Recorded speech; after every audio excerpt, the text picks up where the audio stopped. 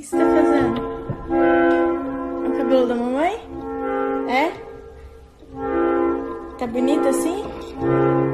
Não gostou, não? Não? Davi, mamãe pode sair?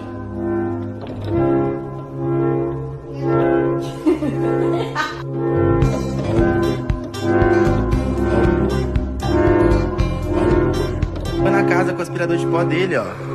Isso aí, né? A gente teve que fugir de casa, filho. A gente trocou de casa, porque não tava dando pra ficar lá aquela fedidinha, não.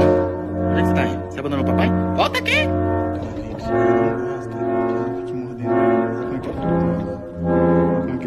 Ele vai atrás e depois sai correndo dela. Ele é no sapato. Solta, solta. Solta o sapatinho, solta. Me dá o sapato, sua fedida. Me dá o sapato. Me dá o sapato.